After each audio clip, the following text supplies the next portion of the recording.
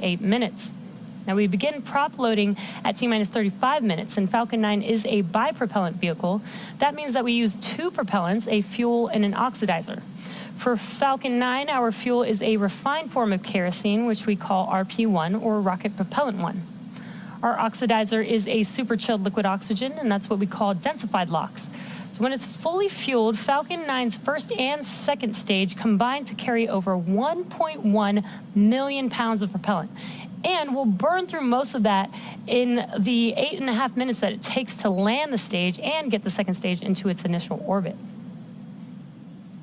Now, currently, fuel loading is complete on the second stage, while loading continues on first stage until about T-minus 6 minutes. Liquid oxygen is still loading on both first and second stages as we speak. Now, with that, the vehicle and the weather look really amazing today. We're still keeping an eye on the range in regard to that cruise liner, and we should have an update here shortly. Now, as mentioned earlier, our mission today is Cosmos SkyMed second generation FM2 for our customer Thales Alenia Space.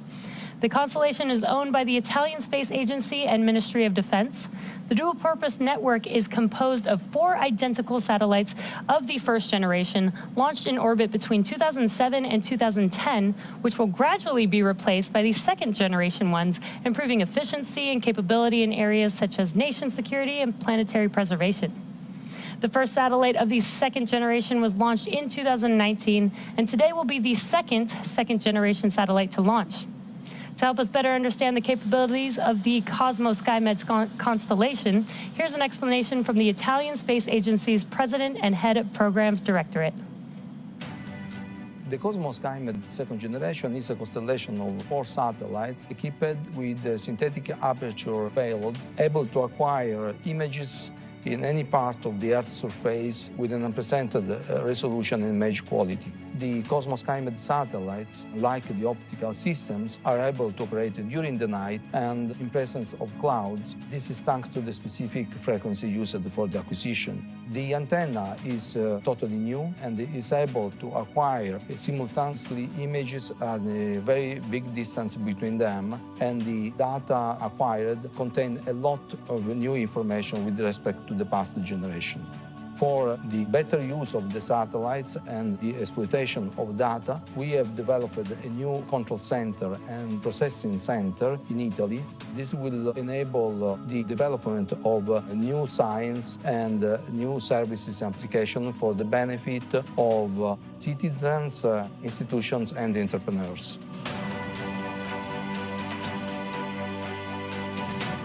Cosmos SkyMed constellation is not only a very important technical instruments in the field of Earth observation, but is also an important support to the strategy of Italy to international collaboration. Thanks to Cosmos SkyMed over the years, and even more will be in the future with the enlargement of the constellation, we can establish collaboration with other countries to share use of data provided by the constellation and to enlarge the coverage of the planet with other instruments offered by partners.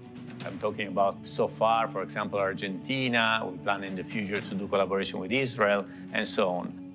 Also very important is the fact that we use Cosmos SkyMed as third-party contributor to the Copernicus program of the European Space Agency and European Union. In this way, we offer important strategic and precious data to collect with our constellation, also to other partners, to other producers of data for the benefit of Europe and the rest of the world. Thales Alenia Space is our customer for tonight's mission, as well as the prime contractor responsible for the entire system. Here are a few words from their CEO, as well as the CEO of Telespazio, which designed and built critical ground and in-orbit support and operations. The launch of Cosmos second generation second satellite is a cornerstone in the entire Cosmos SkyMed program. The program started in 2007 with the launch of the first satellite of the first generation. Thales Alenia Space is the prime contractor, and we are proud to bring to space new systems, architecture, technologies, and operational capabilities. full polarization of the sensor, enable to sense the Earth with unprecedented performance.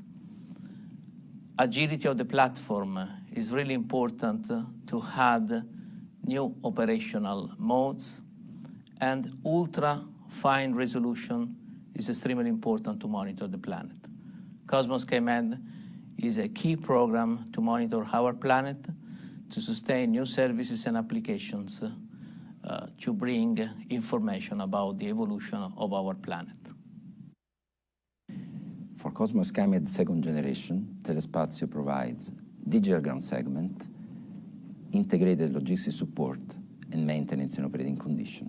Right after the launch, we will take care of the injection of the satellite in the final orbit and in-orbit testing. Through IGEOS, our subsidiaries that we have established with the Italian Space Agency, we have in charge the receiving, the processing, and the distribution of data worldwide. Cosmos SkyMed second generation is a true generational leap in technology. Through its performances, we will feed our applications, and it will be a great contribution for the sustainability of the environment. We are currently at T-minus 5.5 minutes from liftoff of the Falcon 9 carrying the Cosmos SkyMed satellite, and we're progressing into the final stages of the launch countdown. And again, we are keeping an eye on the range. The Coast Guard is working on clearing out a cruise liner from the no-go zone at the moment. Now, next up, we will see the retraction of the trusted structure next to the vehicle known as the Transporter Erector, or the TE. And that is that structure to the left of the vehicle that you see on your screen. And in preparation for retraction, the TE clamps will open, and then it will begin to pull away from the rocket just slightly. And at T0, ground hydraulic systems will pull the TE even further away from Falcon 9 as it lifts off. We're just about 30 seconds away from those clamp arms beginning to open on the vehicle, and you can see it just below that fairing on your screen. That's where the clamp arms are on the TE. And the weather today, as you know, the past few days has not been great, but today it is all clear and looks amazing over there at the Cape.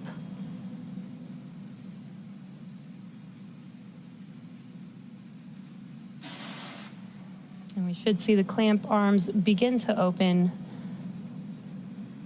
shortly here.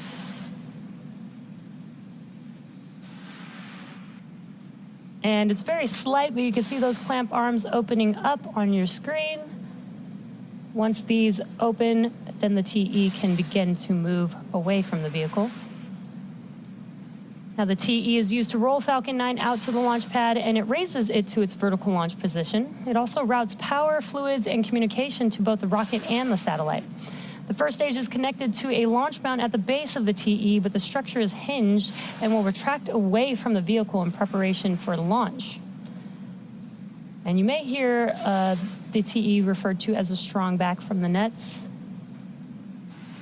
And it's very slight, but you can see the TE moving moving away from the vehicle.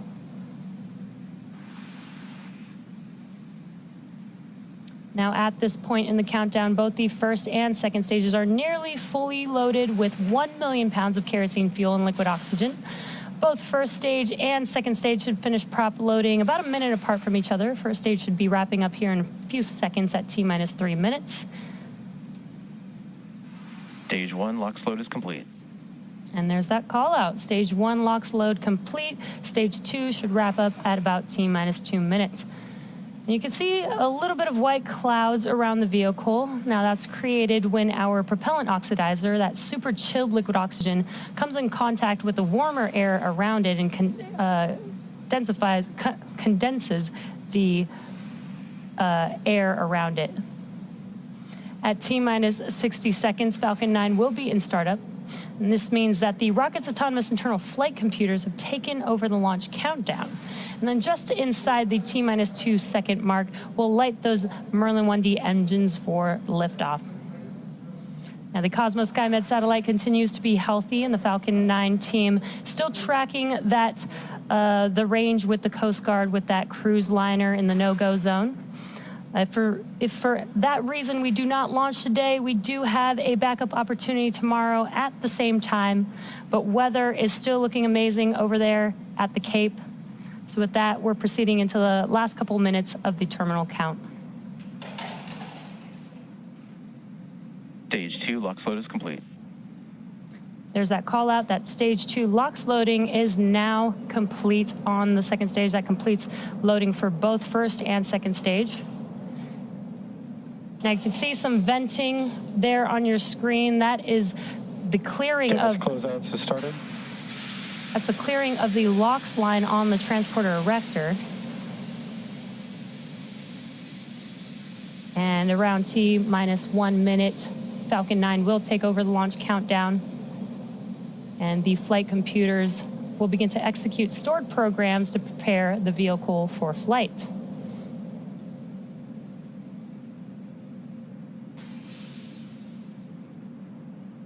Falcon 9 is in startup. We have Falcon 9 in startup.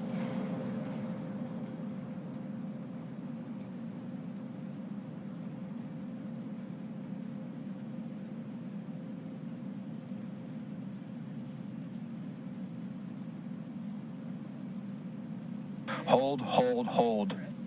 Boarding the launch auto. Launch director calling a hold. We have a red range for a fouled range with a ship in the hazard area.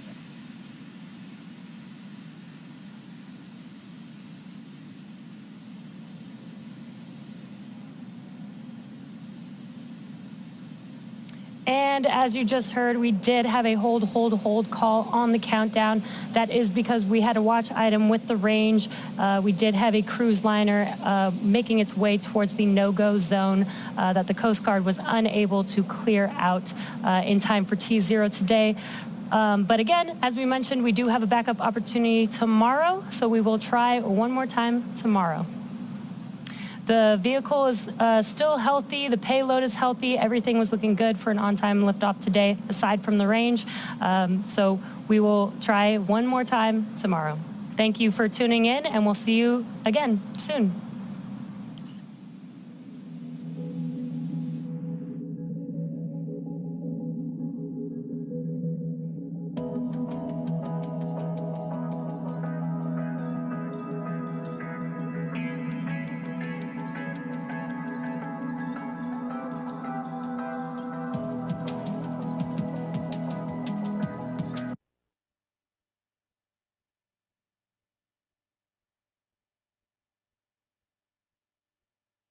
I am Jean-Yves Le Gall. I am president of CNES, the French